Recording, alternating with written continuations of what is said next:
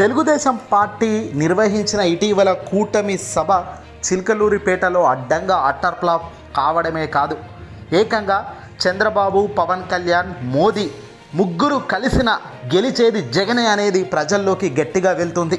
Yes, ఏపీలో మేము ముగ్గురం కలిసినప్పటికీ గెలిచేది జగనే అన్నట్టుగానే దేశ ప్రధాని నరేంద్ర మోదీ గారి ప్రసంగం సాగిందని చెప్పాలి. చంద్రబాబు, పవన్ కళ్యాణ్ ఇద్దరు కూడా జగన్ను టార్గెట్ చేసి జగన్ కుటుంబ సభ్యులే బయటకు వచ్చి జగన్కు ఓటేయొద్దు అని చెప్తున్నారు, మరి మీరు ఎలా వేస్తారు అన్నట్టుగా చంద్రబాబు ప్రసంగించారు.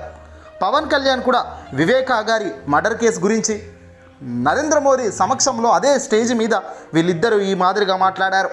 ఒకరు కుటుంబ సభ్యులే జగన్ను అవమానిస్తున్నారు, కుటుంబ సభ్యులే జగన్ని చీకొడుతున్నారు, కాబట్టి ప్రజలు ఇంకా చీకొట్టి అసలు ఓట్లే వేయొద్దు అన్నట్టుగా వీళ్ళ ప్రసంగాలు చంద్రబాబుది, పవన్ది కొనసాగాయి.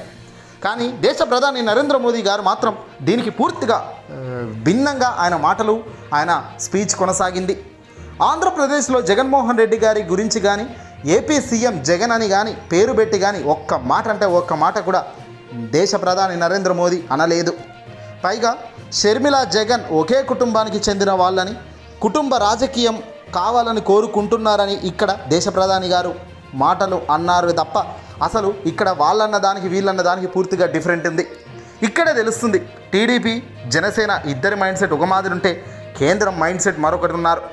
షర్మిల గారు జగన్ వ్యతిరేకతను బయట పెడుతూ దాన్ని ప్లస్ చేసుకోవాలి అనుకున్న టీడీపీ చంద్రబాబు గారికి ఇక్కడ మోదీ గట్టి షాకే ఇవ్వడం జరిగింది. చంద్రబాబు అదే వేదికలో చంద్రబాబు, పవన్ ఏమో షర్మిలానే తిడుతుంది, షర్మిలానే ఓటు వేయట్లేదు అని వాళ్ళు అంటుంటే షర్మిల, జగన్ ఇద్దరు ఒకటే అన్నట్టుగా మోదీ అంటున్నాడు. ఇక్కడే వీళ్ళ పొత్తులో బాగోవటం మొత్తం బయటపడింది. ఏదో నామరూపంగా మోదీ గారు వచ్చారు, మాట్లాడారు, వెళ్ళిపోయారు తప్ప ఎక్కడా కూడా ఒక ఉత్సాహం లేదు. సభలో ఎక్కడా కూడా ఒక యాంగ్జైటీ లేదు. పైగా ప్రోటోకాల్ సమస్యలు, మైక్ సమస్యలు, చివరికి సభా ప్రాంగణం అంతా కూడా మైకులు పనిచేయక మొత్తం కూడా అసహనం వ్యక్తమైంది. ఇక్కడ దేశ ప్రధాని నరేంద్ర మోదీ గారు సైతం మాట్లాడుతున్న అనేక సార్లు మైకు కట్ అయిపోయింది, సౌండ్ వినిపించలేదు, మైకులు పనిచేయలేదు. చివరకు దేశ ప్రధాని ప్రసంగం ముగించుకొని వెళ్ళేటప్పుడు చంద్రబాబు ముఖం కూడా చూడకుండా గట్టిగా తిడుతూ వెళ్ళిపోయాడట. ఏం మనిషివయ్యా నువ్వు అంటూ కూడా ప్రధాని మోదీ చంద్రబాబును తిట్టినట్టుగా తెలుస్తోంది. ముఖం పైనే అందరూ చూస్తుండగానే చంద్రబాబును దారుణంగా మోదీ అవమానిస్తూ వెళ్ళిపోయారట. ఇక పవన్ అయితే నాకేం తెలియదు అన్నట్టుగా సైలెంట్గా ఉండిపోయాడు. తనను మాట్లాడమని ఒక 2 నిమిషాలు సమయం ఇస్తే కరెక్ట్గా డైరెక్టర్ ఇచ్చిన స్క్రిప్ట్ను చదివేసి పవన్ వెళ్ళిపోయారు. కానీ పవన్ ప్రసంగంలో చప్పగానే ఉంది. చంద్రబాబు మాత్రం జాకీలు పెట్టి బాగా లేపే ప్రయత్నం చేశారు నరేంద్ర మోదీ గారిని.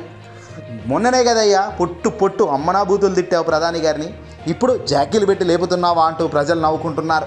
ఇక్కడ ఒక విషయం క్లారిటీగా అర్థమైపోయింది, వీళ్ళు ముగ్గురు కలిసిన గెలిచేది జగనే.